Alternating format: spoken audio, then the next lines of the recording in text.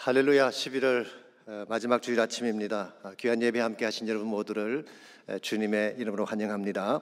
오늘도 주님의 은혜가 여러분 모두에게 충만하게 임하시기를 축원합니다. 이제 마음을 정돈하시고 다 함께 기도하심으로 2020년 11월 29일 주일 예배를 하나님께 드리시겠습니다.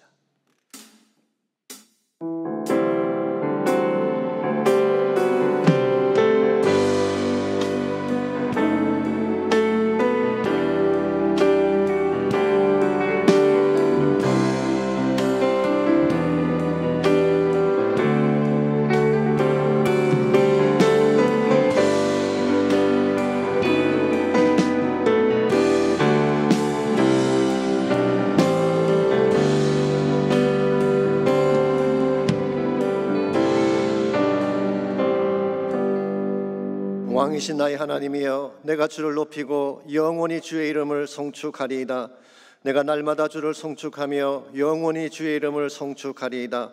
여호와는 위대하시니 크게 찬양할 것이라. 그의 위대하심을 청량하지 못하리로다. 대대로 주께서 행하시는 일을 크게 찬양하며 주의 능한 일을 선포하리로다. 아멘. 이 아침 살아계신 하나님을 우리 전심을 다하여 찬양합니다. 거룩한 주일 아침 주 앞에 나와 전심을 다하여 찬양하며 예배할 때 하나님의 큰 영광 나타나게 도우시고 하나님의 신령한 은혜가 넘쳐나는 귀한 시간 되도록 축복하여 주시옵소서. 예수님의 이름으로 기도하옵나이다. 아멘.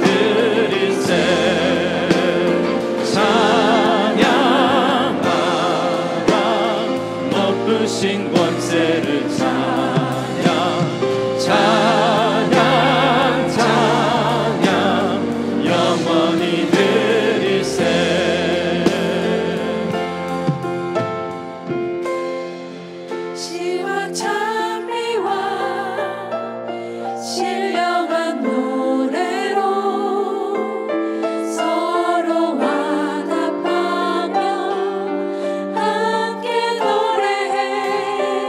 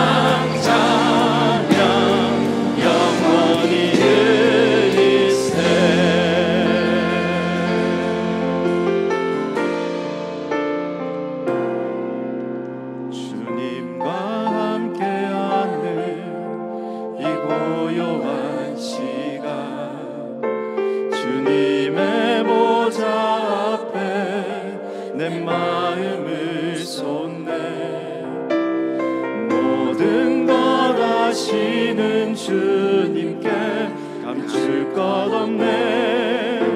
내 맘과 정성 다해 주 바라나이다. 나 염려하잖아도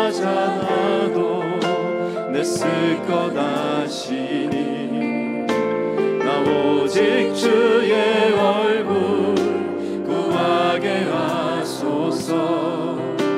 나 이해할 수 없을 때라도 감사하며 날마다 순종하며 주 따르오리라. 온 맘 다해 사랑합니다. 온 맘 다해 주 알기 원하네. 내 모든 삶 당신 것이니 주만 섬기리. 온 맘 다해 온 맘 다해 온 맘 다해 사랑합니다.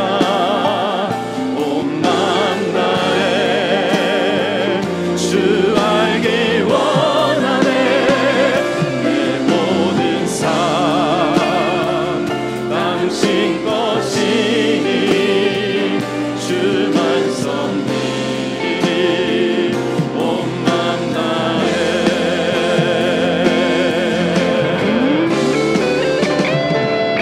온 맘 다해 사랑합니다. 온 맘 다해 주 알기 원하네. 내 모든 삶 당신 것이니 주만 섬기리. 온 맘 다해 주만 섬기리. 주만 섬기리. 온 맘 다해 주만 섬기리. 온 맘 다해.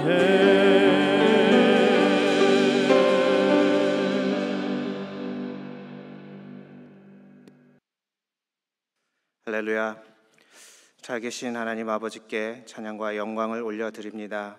어둠 속에 헤매이던 저에게 찾아오셔서 영생의 길을 열어주셨음을 알게 하여 주시고 예수님을 주님으로 고백하게 하여 주시고 하나님과의 깨어진 관계를 회복하여 주셨음을 감사드립니다.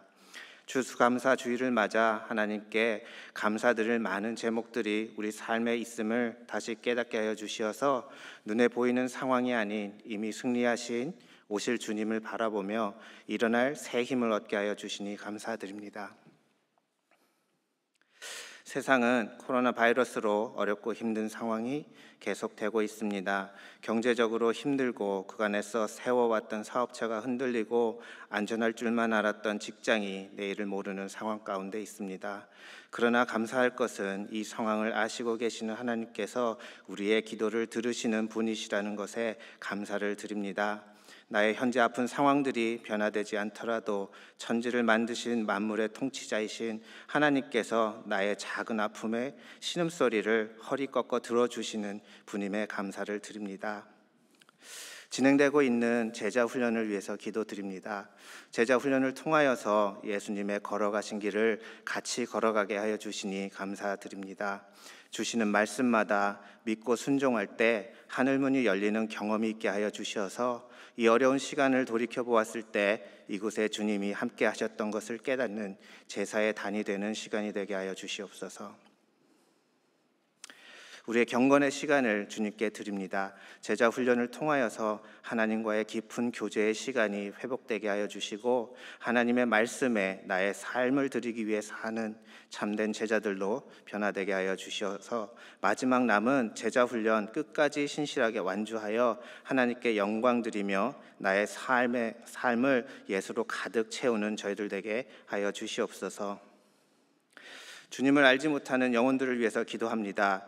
교회로 발걸음을 할 수 없는 지금 상황들 가운데 마음은 황폐해져 가고 사람들과의 교류가 없이 살아가는 이 시간들 가운데에 그저 미디어와 SNS에 빠져 육신의 안목이 좋다고 하는 것에만 빠져서 가고 있는 그들에게 하나님의 말씀을 전할 수 있는 문을 열어주시고 지혜를 주시어서 이 막힌 시대에 복음을 전할 수 있는 준비가 되어지는 저희들 또한 되게 하여 주시옵소서.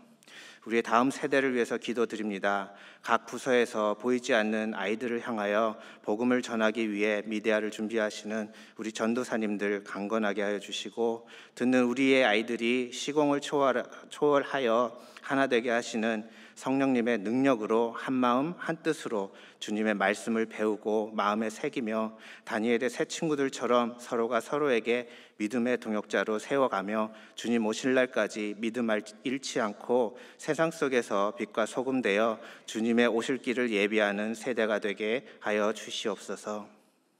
인터넷 예배로, 광야 예배로 주님 앞에 나왔습니다. 한 주 동안 힘들고 지친 우리의 삶을 숨김없이 주님 앞에 내어드리는 시간이 되기를 원합니다.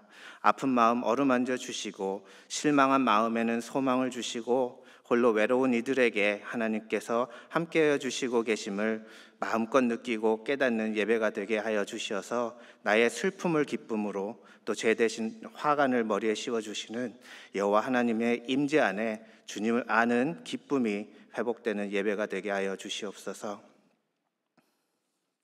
말씀 전하시는 박성근 담임 목사님 위해서 기도드립니다. 하나님의 나라가 임하시도록 우리에게 하나님의 말씀을 전하시는 담임 목사님 위에 성령의 기름 부어주시고 전하시는 말씀 속에 하나님의 비전이 선포되며 오실 주님을 준비하는 우리 교회가 되도록 인도하실 때에 영육간의 강건함으로 붙잡아 주시옵소서. 감사드리며 이 모든 말씀 살아계신 주님, 우리 주 예수님의 이름으로 기도드렸습니다.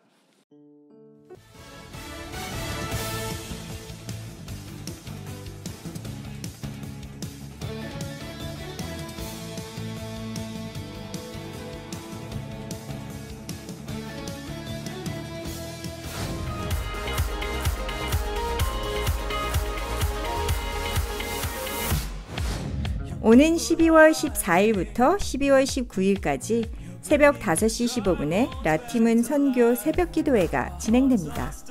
남침례교 선교사로 중국에서 일생을 바쳤던 라팀은 선교사님을 본받아 해외 선교를 위해 기도하는 시간입니다.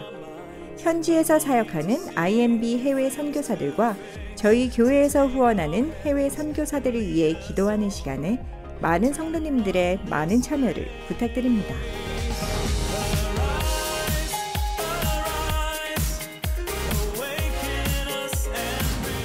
코로나의 위기 속에서도 현재 3,623명의 IMB 선교사들이 세계 각지에서 사역하고 있습니다. 선교 헌금 전액은 남침례회 국제선교부 선교사들과 본교회 선교 사역을 위해 사용됩니다. 선교 헌금은 성탄 축하 연합 예배나 12월 주일 예배 때의 주일 헌금과 함께 드리시기 바랍니다. 금년도 본교회 라팀은 선교 헌금 목표액은 5만 불입니다.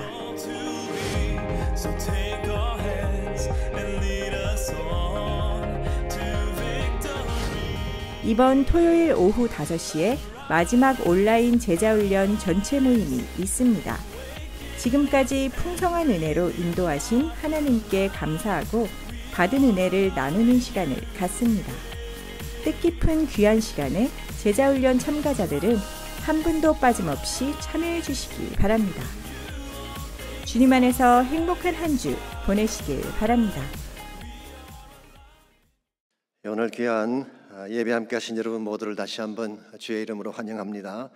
특별히 가정에서 여러 처소에서 또 온라인으로 예배하시는 모든 분들에게도 하나님의 동일한 은혜가 임하기를 축원합니다. 이제 추수감사들이 지나고 금년도 이제 마지막 한 달을 남겨두고 있습니다. 코로나가 더 기승을 부리고 있긴 하지만 동시에 또 백신이 이렇게 개발이 돼서 곧 공급이 된다고 뉴스가 나오고 있죠. 어떤 분은 3개사가 개발한 백신을 금년 성탄의 선물이 될 것이다 그렇게 말하기도 합니다. 희망도 있고 절망도 공존하는 그런 때를 보내고 있습니다. 여러분께서 늘 건강 조심하시고 감기 조심하시고 또 마스크 꼭 하시기를 바랍니다. 이제 12월이 오면은 성탄의 계절이 다가오는데요. 성탄은 선교죠. 크리스마스 is mission. 그래서 저희 교회에서는 매년 성탄의 계절이 오면은 라팀은 선교 새벽 기도를 갖습니다. 금년에는 12월 14일부터 19일까지 지금부터 준비하시고 기도해 주시길 바랍니다. 또 라팀은 선교 헌금이라고 우리 성탄 헌금을 전액 선교비로 우리가 쓰게 됩니다. 그래서 우리 교단에도 선교비로 보내드리지만 또 우리 교회가 해야 될 선교 사역에도 동일하게 사용하게 됩니다. 여러분께서 마음으로 잘 준비하셔서 헌신하시면 좋겠습니다. 아울러서 온라인 제자훈련 전체 모임 마지막 시간에 있는 거 기억하시고 우리 광고에 나오진 않았지만 무료 유방암 검사가 있습니다. 12월 3일 목요일인데요. 아침 9시부터 오후 1시까지 고려보건소에서 40세 이상 되시는 분들에게 무료로 검사를 해드린다고 하니까 필요하신 분들은 가셔서 혜택을 받으시기를 바랍니다. 그 외 나머지 광고를 잘 참여하셔서 함께 도와주시면 좋겠습니다. 우리 이 시간 드릴 헌물을 위해서 함께 기도하겠습니다. 하나님 감사합니다. 참으로 어렵고 힘든 시기를 통과합니다. 그럼에도 불구하고 하나님이 예비하신 좋은 소식도 우리에게 다가오게 하신 것을 감사합니다.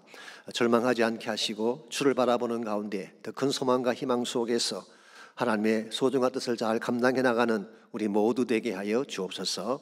이 시간 소중한 예물을 주께 올려드립니다. 11조 헌물과 감사의 제목들과 또 선교와 섬김을 위해 드려진 모든 헌물을 축복하셔서 주의 영광 위에 바르게 쓰임받도록 은혜를 베풀어 주옵소서. 모든 것 감사드리오며 예수님의 이름으로 기도하옵나이다. 아멘.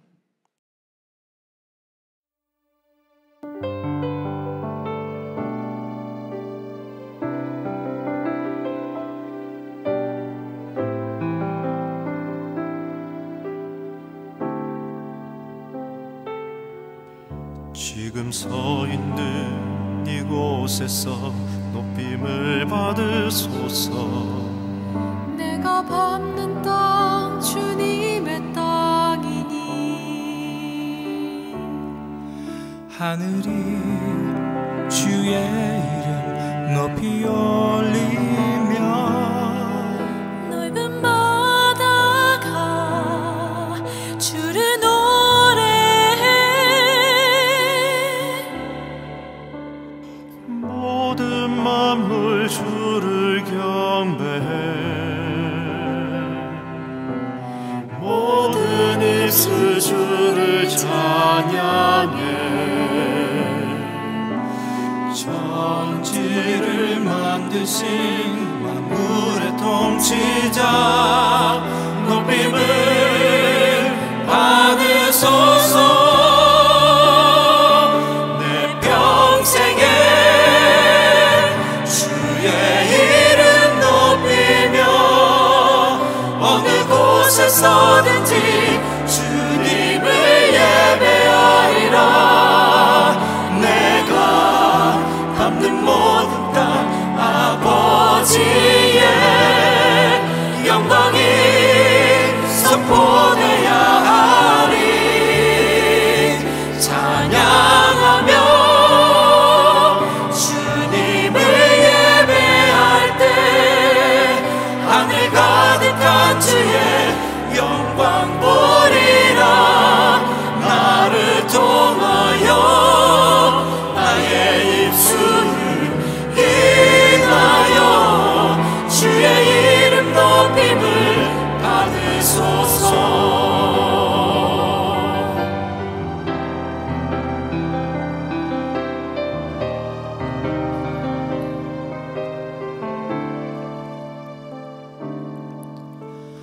모든 만물 주를 경배해. 모든 입술 주를 찬양해. 천지를 만드신 만물의 통치자 높임을 받으소서. 내 평생에 주의 이름 높이며 어느 곳에서든지 주님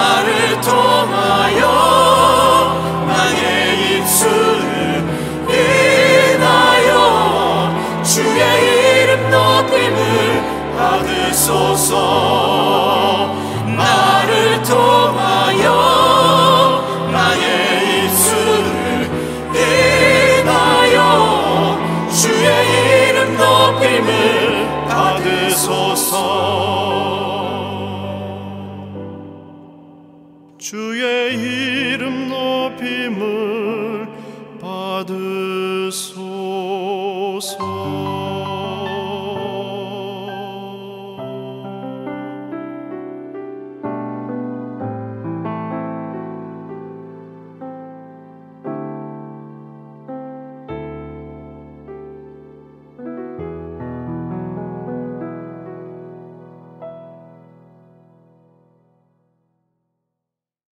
고독의 계절 디모데후서 4장 9절로 18절까지 말씀입니다. 너는 어서 속히 내게로 오라. 데마는 이 세상을 사랑하여 나를 버리고 데살로니가로 갔고 그레스게는 갈라디아로 디도는 달마디아로 갔고 누가만 나와 함께 있느니라. 내가 올 때에 마가를 데리고 오라. 그가 나의 일에 유익하니라. 두기고는 에베소로 보내었노라. 내가 올 때에 내가 드로아 가보의 집에 둔 겉옷을 가지고 오고 또 책은 특별히 가죽 종이에 쓴 것을 가져오라. 구리 세공업자 알렉산더가 내게 해를 많이 입혔음에 주께서 그 행한 대로 그에게 갚으시리니 너도 그를 주의하라. 그가 우리 말을 심히 대적하였느니라. 내가 처음 변명할 때에 나와 함께 한 자가 하나도 없고 다 나를 버렸으나 그들에게 허물을 돌리지 않기를 원하노라. 주께서 내 곁에 서서 나에게 힘을 주심은 나로 말미암아 선포된 말씀이 온전히 전파되어 모든 이방인이 듣게 하려 하심이니 내가 사자의 입에서 건짐을 받았느니라. 주께서 나를 모든 악한 일에서 건져내시고 또 그의 천국에 들어가도록 구원하시리니 그에게 영광이 세세 무궁토록 있을지어다. 아멘. 우리가 살고 있는 현대 사회 속에 눈에 보이지 않는 무서운 질병이 하나 있습니다. 그것은 고독이라고 하는 병입니다. 대화할 상대도 없고 마음을 나눌 대상을 찾지 못해 혼자 외롭게 사는 이들이 생각보다 많습니다. 몇 년 전 뉴욕의 한 고급 아파트에서 70대 할머니 한 분이 아파트에서 몸을 던져서 자살하는 일이 일어났습니다. 앰뷸런스가 와서 할머니는 병원으로 실려갔고 그 뒤에 달려온 경찰들이 사람들을 해산시킨 후에 자살 원인을 알아내기 위해서 할머님이 계시는 아파트로 올라갔습니다. 실내 들어가 보았더니 온갖 고급 가구와 사치스러운 장식품으로 이루어져 있는 것을 보고 이 정도 살림이라면 경제적인 어려움 때문에 죽은 건 아닌 것 같다 생각을 했습니다. 그래서 혹시 건강상의 이유나 불치병 때문일까 해서 주치의사에게 전화를 걸어보았더니 주치의가 말하기를 할머니는 나이에 걸맞지 않게 건강하셨다고 설명했습니다. 그럼 무엇 때문인가 고민하던 경찰관이 할머니 책상을 뒤지던 중에 작은 수첩 하나를 발견하게 됐습니다. 그 수첩을 펼쳐보는 순간 경찰관은 놀랍다는 듯이 바로 이것 때문이었구나라는 말을 했습니다. 왜냐하면 할머니의 수첩에는 365일 동안 똑같은 글이 실려 있었기 때문입니다. 오늘 또 아무도 나에게 오지 않았다. 결국 혼자만의 외로움을 견디다 못해 극단적인 선택을 한 것입니다. 이와 같은 고독함, loneliness죠. 이와 같은 현상은 주어진 환경과 상관이 없습니다. 오늘같이 물질 문명이 발달하고 편하게 살던 때가 어디 있겠습니까? 그럼에도 불구하고 고독 속에 사는 사람들이 많은 것을 보게 되면 환경적인 조건 때문은 아닌 것 같습니다. 이와 같은 고독은 나이와도 상관이 없습니다. 한국에서 나온 통계를 보면 고독사로 세상을 떠나는 사람들 중에 20대, 30대 청년들이 차지하는 비중이 14%라고 합니다. 제법 많은 수치죠. 미국의 생명보험협회가 발표한 자료에 의하면 대다수의 연령층이 고독을 느끼지만 그중에서 가장 고독을 견디지 못해하는 그룹이 대학생 그룹으로 소개가 되고 있습니다. 조금 의외의 사실이죠. 아마도 그때가 데이트할 상대를 가장 갈급하게 찾는 연령층이기 때문에 상대적으로 고독을 강하게 느낀 것이 아닌가 생각이 듭니다. 어쨌든 간에 고독이라고 하는 질병은 연령과 상관없이 우리 가진 부나 환경의 조건에 상관없이 누구에게나 찾아오는 질병이라는 사실입니다. 자, 그렇다면 이 고독이라는 병은 언제 어떻게 주어지는 것일까요? 몇 년 전에 세르백 교회의 릭 워렌 목사님이 쓰신 글을 보니까 그분은 고독을 가져오는 4가지 케이스를 그 책에서 소개했습니다. 첫 번째가 transition, 삶의 전환기에 고독이 찾아올 수가 있다는 것입니다. 예를 들어서 열심히 일하던 사람이 퇴직이라고 하는 트랜지션을 맞게 되면 갑자기 허전해지고 고독해질 수가 있습니다. 혹은 한국에 살던 사람이 이민이라고 하는 새로운 삶의 터전으로 옮겨오게 되면 모든 것이 낯설고 생소한 가운데 느끼는 고독감이 있죠.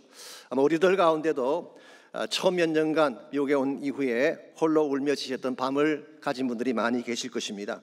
두 번째 케이스가 separation입니다. 이별과 분리가 가져오는 고독이죠. 어쩔 수 없는 여건으로 사랑하는 가족과 떨어져 있을 때 우리는 깊은 고독을 느낄 수가 있습니다.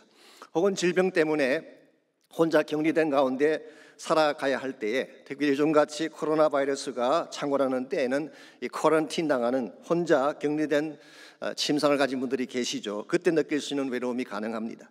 세 번째 케이스가 커뮤니케이션입니다. 이 대화의 단절에서 오는 고독이죠. 대화할 사람이 없다거나 혹은 있다고 하더라도 내 마음을 알아줄 자가 없을 경우에, 이런 측면에서 이 땅에는 고독한 남편, 고독한 아내들이 생각보다 많습니다.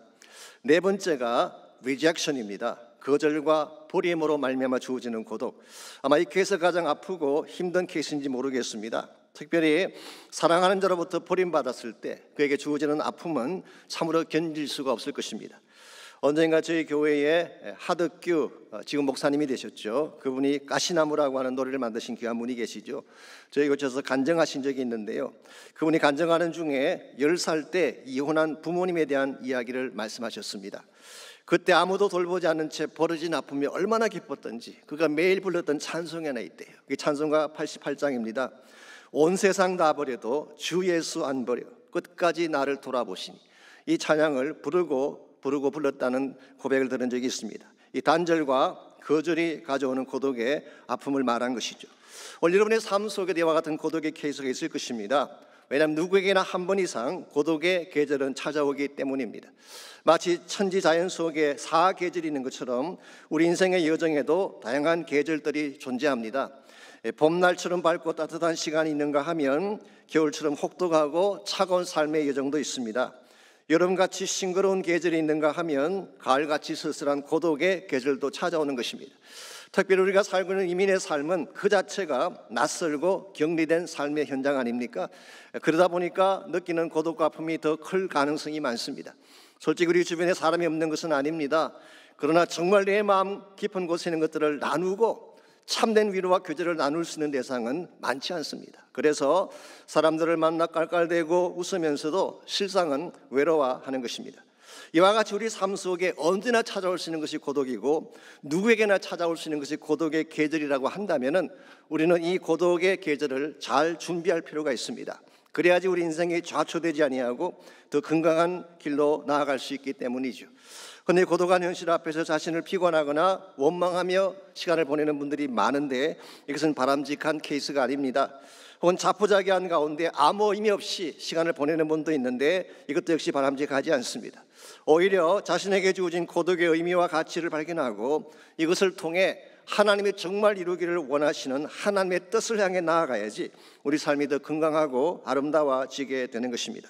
어떻게 하면 고독의 계절에 우리가 주눅들지 아니하고 이것을 넘어서서 참된 결실과 보람을 맺으며 살아갈 수 있을지 오늘 주신 본문을 중심으로 이것을 함께 나누어 보려고 합니다. 오늘 같이 읽은 본문에 보시면 사도 바울의 인생에 찾아온 고독의 계절에 대한 말씀이 소개되어 있습니다. 아시는 대로 바울은 일평생 복음을 위해 달렸던 사람이죠. 그리고 그가 가는 곳에는 항상 사람들이 많았습니다. 소위 말해서 he was a people person, 사람을 좋아하는 그런 사람이었죠. 어디를 가든지 함께 다녔고 그래서 그의 선교 현장에는 많은 동력자들이 동력을 했습니다. 그랬는데 이제 그의 인생 말년이 다가왔습니다. 특별히 홀로 감옥에 갇혀서 마지막 인생의 전환기를 보내야 되는 사도 바울, 이 바울의 곁을 끝까지 지켜줄 사람이 얼마나 되었을까요? 생각보다 많지 않았습니다. 10절에서 13절까지를 보시면 여기에 7명의 이름들이 등장하는데요. 데마, 그레스게, 디도, 누가, 마가, 두기고, 가보 등의 이름이 등장합니다. 이 사람들은 한때 모두 바울과 함께 동력했던 사람인데 그랬는데 10절과 11절을 보니까 실제로 바울의 곁을 지킨 사람은 누구였나요? 10절 말씀, 대만은 이 세상을 사랑하여 나를 버리고 데살로니가로 갔고, 그레스게는 갈라디아로, 디도는 달마디아로 갔고, 누가만 나와 함께 있느니라고 고백했습니다.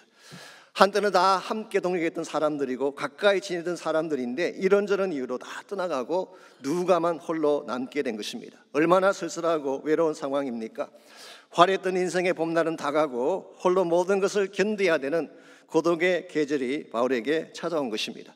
힘있고 젊었을 때라면 그래도 버틸 수 있을 텐데 이제 나이 많고 나약해진 지금, 또나 감옥 안에서 홀로 죽음을 기다려야 하는 이 바울의 심정이 어땠을까요? 무척 힘들고 아팠을 가능성이 많습니다. 그럼에도 불구하고 그는 황량한 고독의 시간을 비통과 원망으로 보내지 않았습니다.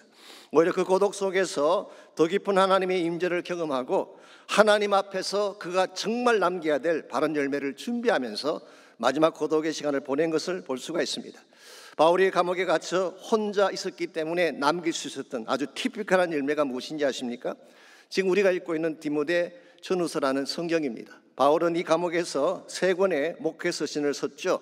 디모데전서, 디모데후서, 디도서 3권을 썼습니다. 이 3권의 서신들은 그가 떠난 후에 그의 후임자요 다음 세대인 디모데와 디도가 꼭 알아야 될 목회 지침들을 자세하게 기록한 책입니다. 만약 이 3권의 책이 없었더라면 교회가 감독을 세우고 집사를 세우는 요건을 어떻게 할 수 있겠어요? 만약 이 책이 없었더라면 모든 성경이 성령의 감동으로 기록된 사실을 어떻게 알 수 있었겠어요? 만약 이 책들이 없었더라면 진리의 말씀을 옳게 분별하여 부끄러울 것이 없는 일꾼으로 인정받으라고 하는 어와나를 어떻게 만들 수가 있었겠습니까? 무엇보다도 그런 이 고독한 감옥 안에서 모든 사역자들이 가슴에 품고 살아갈 충분한 가치가 되는 위대한 선포를 우리에게 남겨두었어요. 선한 싸움을 싸우고 나의 달려갈 길을 다 마치고 믿음을 지켰으니 이제 후로는 나를 위해 의의 면류관이 예비되었으므로 주고 어려우신 재판관이 그날에 내게 주실 것이라. 내게만 아니라 주의 나타나심을 사모하는 모든 자에게 도니라 했어요. 오고는 세대의 수많은 목회자들에게 이처럼 강력한 위대하고 아름다운 삶의 유산이 어디 있겠어요? 이것이 바로 바울이 고독 가운데 있으면서 맺었던 열매라고 할 수가 있습니다. 바울은 고독으로 보내지 아니하고 오히려 열매의 계절로 바꾼 위대한 측면을 읽어볼 수가 있죠. 사랑하는 성도 여러분, 누구에게나 고독의 계절은 찾아옵니다. 그러나 이것을 우리가 어떻게 다루느냐에 따라서 우리가 남길 열매가 달라지게 되는 것입니다.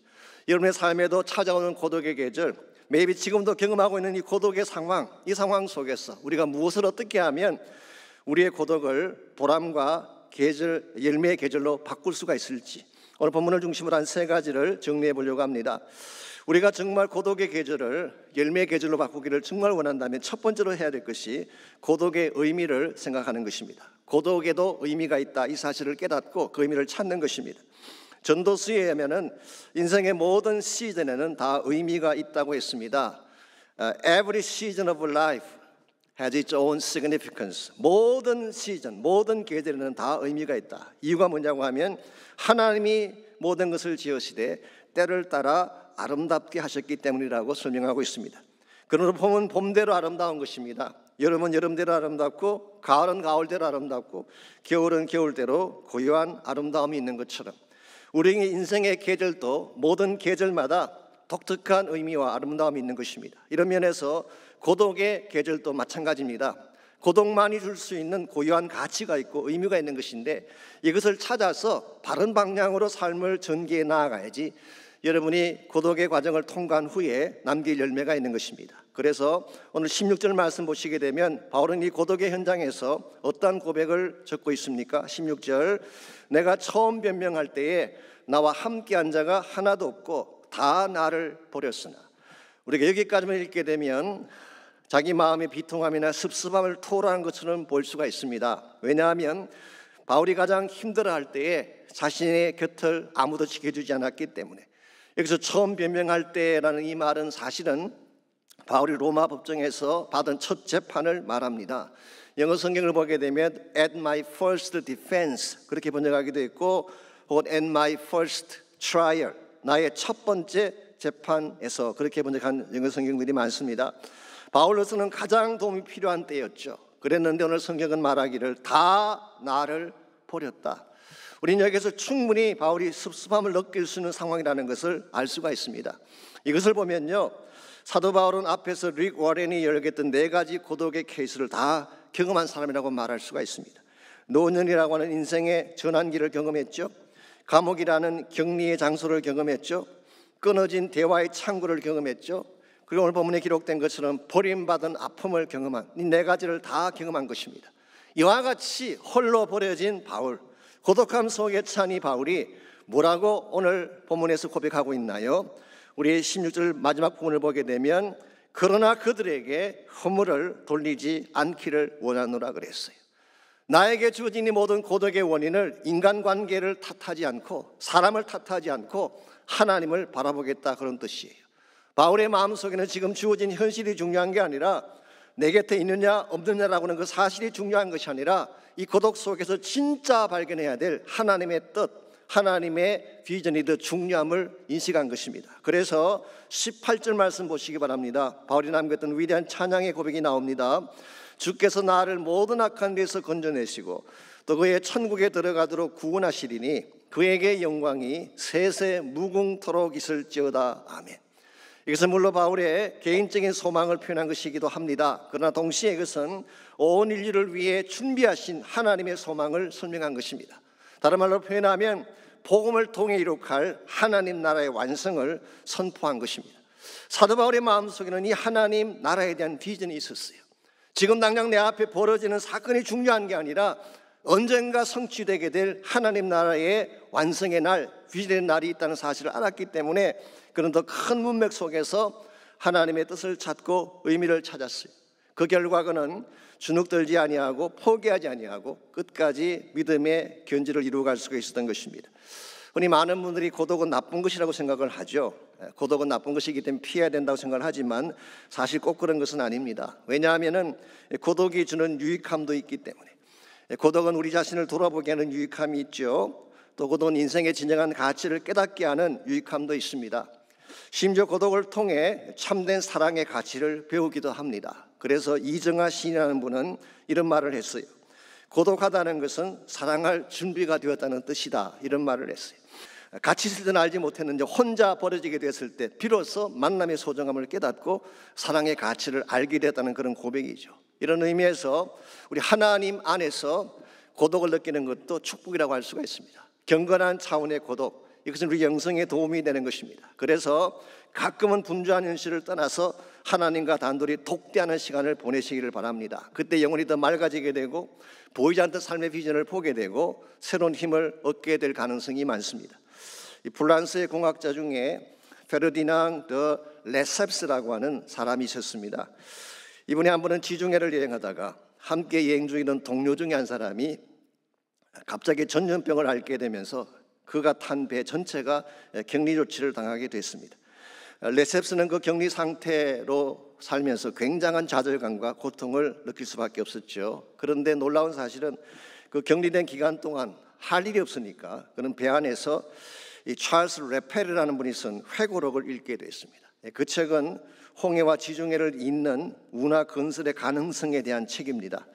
그는 그 책을 읽는 중에 한 가지 비전을 꿈꾸게 됩니다.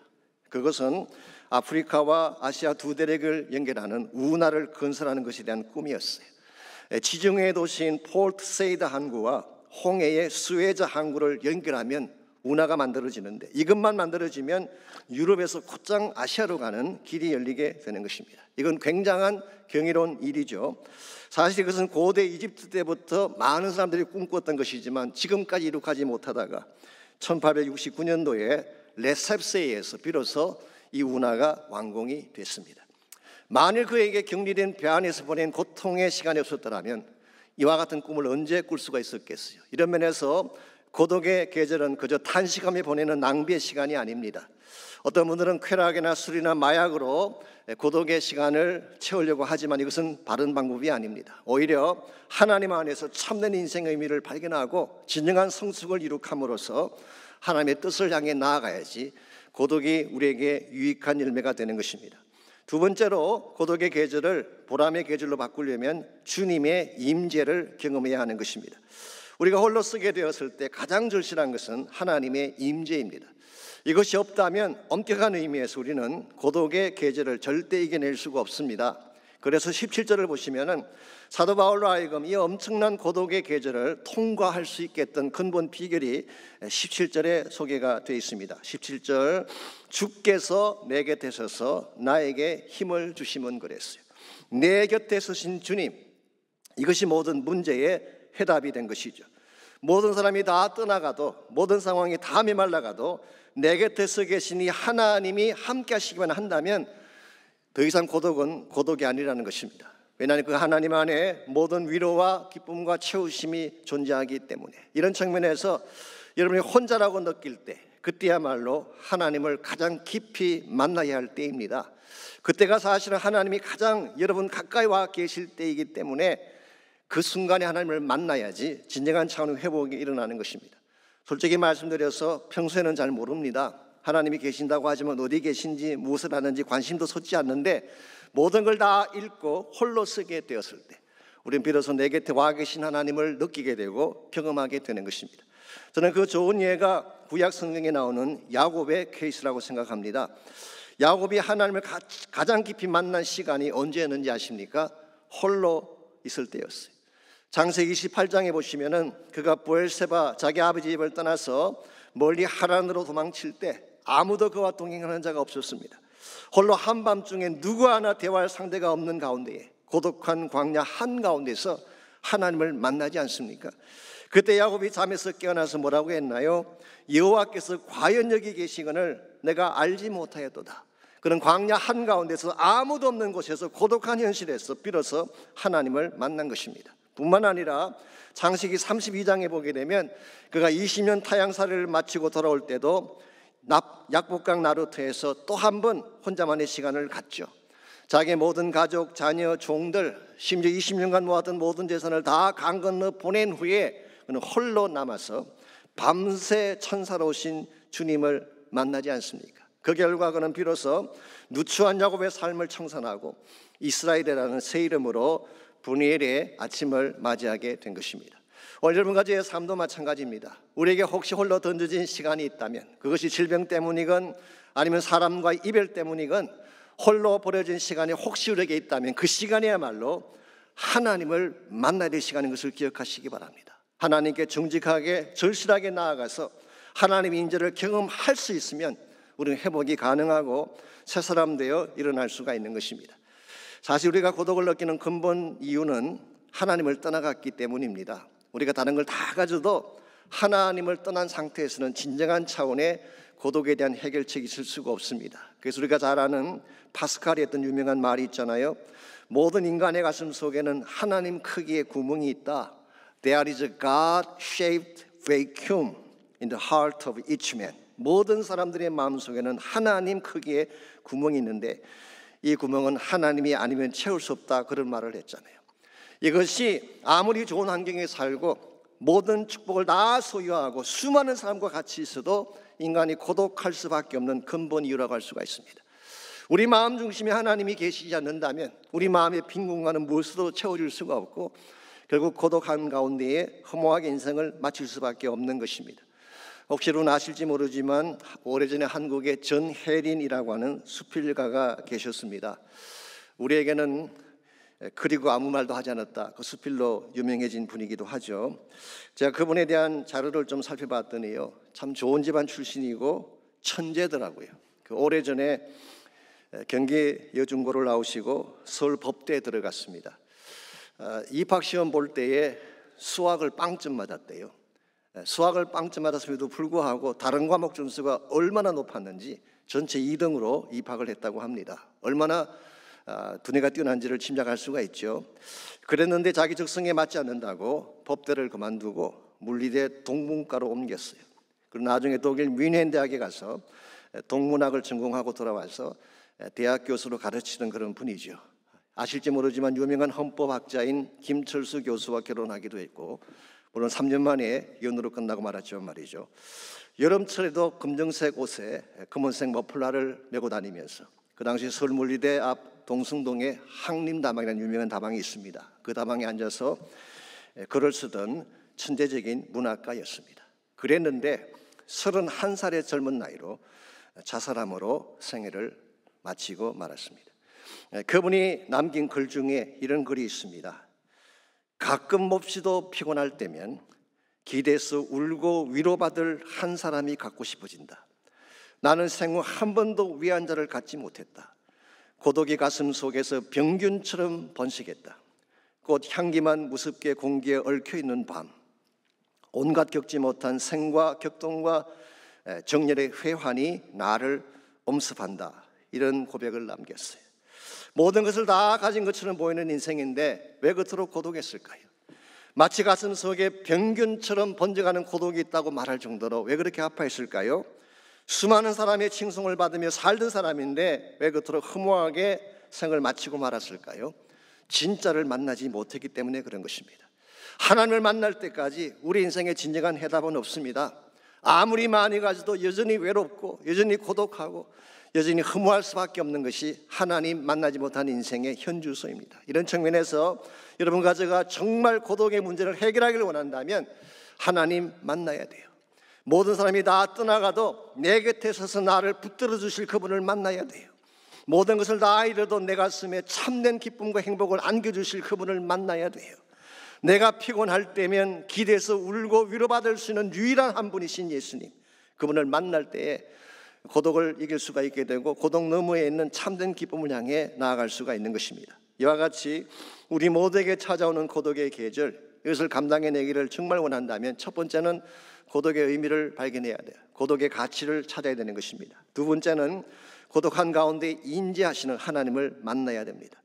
마지막 세 번째로 우리가 정말 고독의 계절을 잘 감당해내기를 원한다면 고독한 가운데도 불구하고 최상의 사역을 추구해야 됩니다.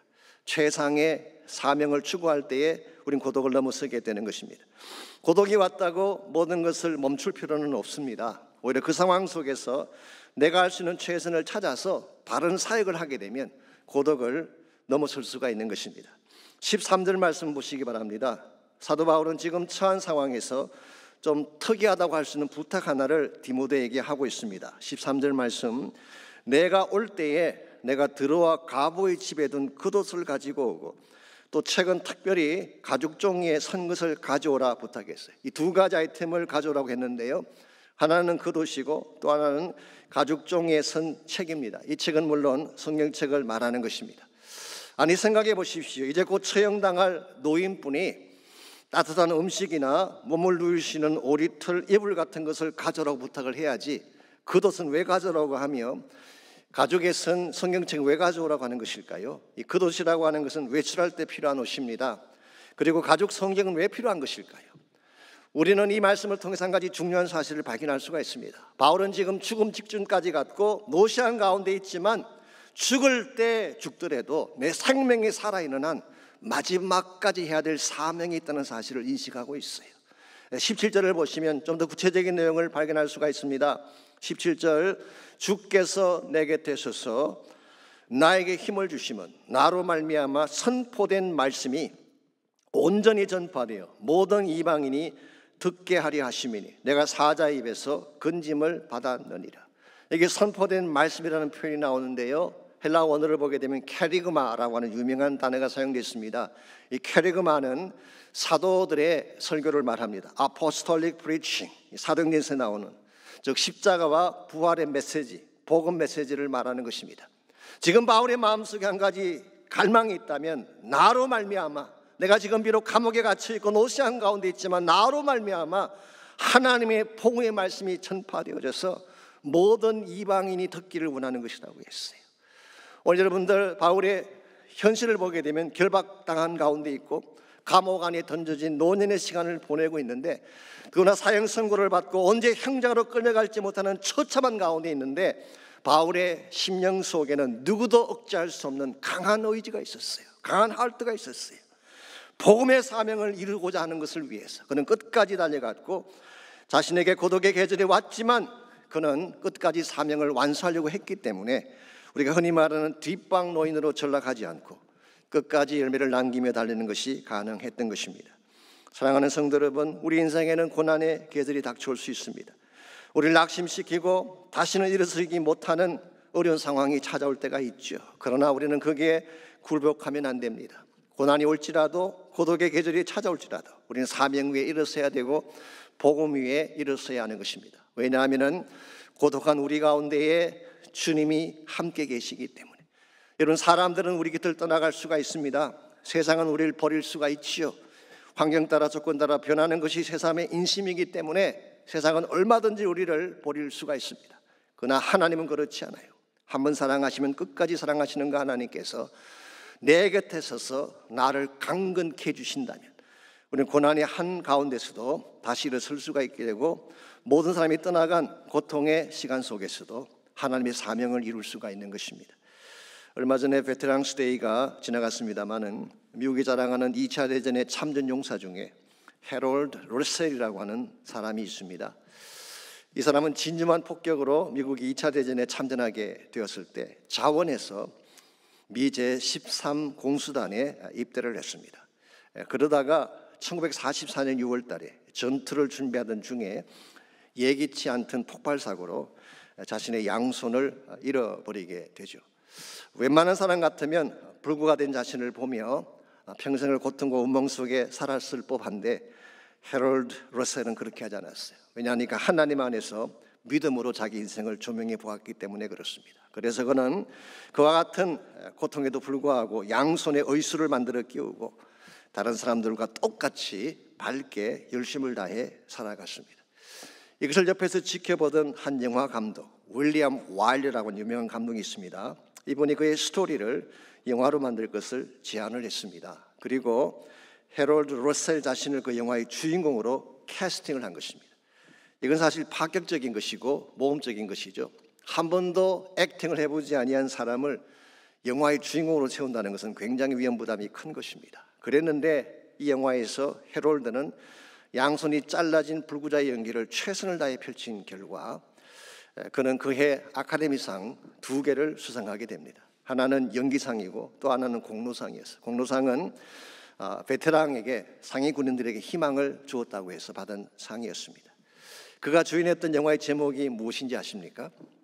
우리 생애 최고의 해라고 하는 영화였습니다. The best years of our lives. 우리 생애 최고의 해. 비록 불구자이고 고통의 조건을 가진 가운데 살아왔지만 그의 마음속에 하나님을 품고 살아갔기 때문에 그는 생애 최고의 날을 만들 수 있었음을 영화를 통해 표현한 것입니다. 이 해롤드가 자신이 탄 상금 전액을 상해 용사들을 위해 기부금으로 내놓았을 때 기자들이 찾아와서 질문을 했습니다. 당신의 신체적 조건이 당신을 좌절시키거나 비통하게 만들어준 적은 없습니까? 그때 해롤드 러셀이 했던 유명한 말이 있죠.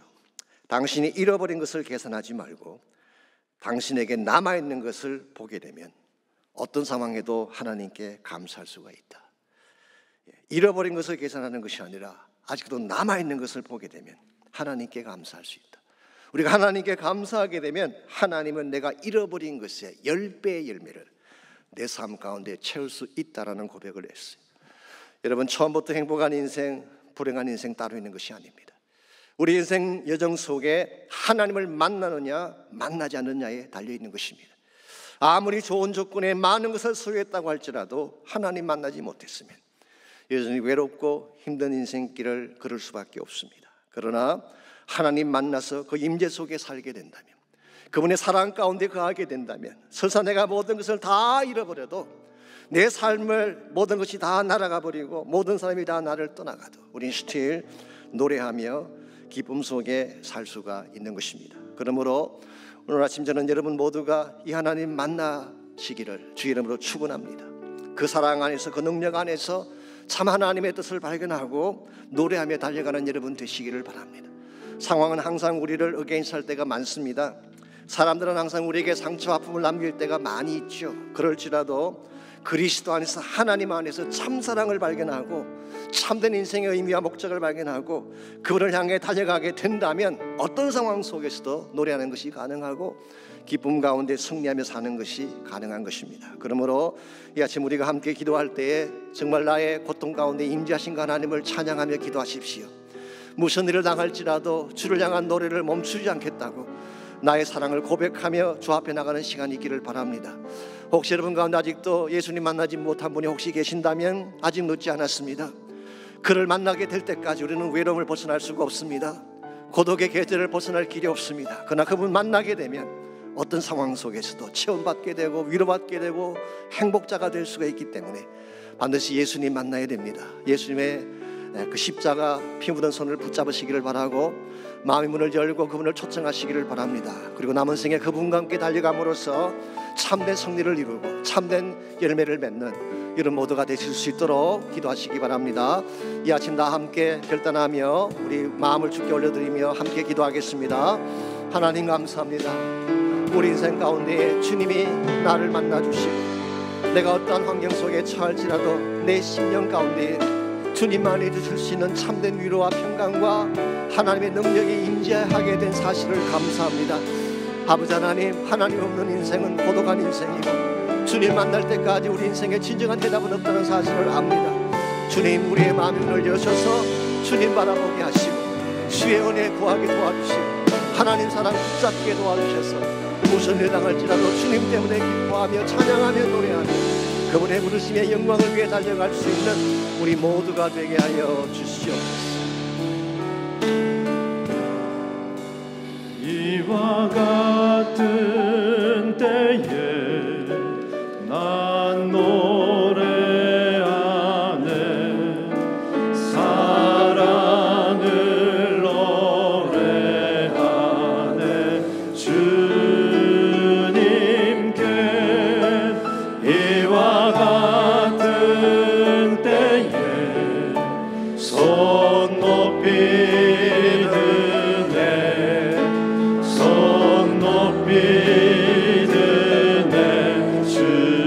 다시 한번 고백합니다. 이와 같은 때에 이와 같은 때에 난 노래하네 사랑을 노래하네 주님께 이와 같은 때에 손 높이 드네 손 높이 드네 주님께 주님 사랑해요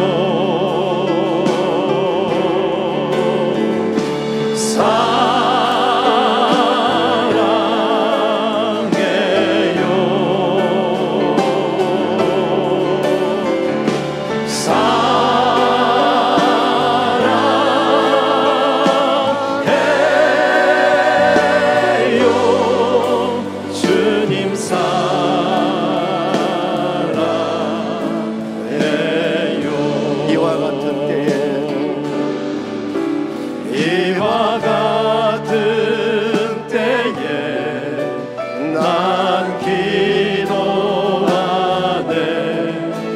조용히 기도하네 주님께 이와 같은 때에 손 높이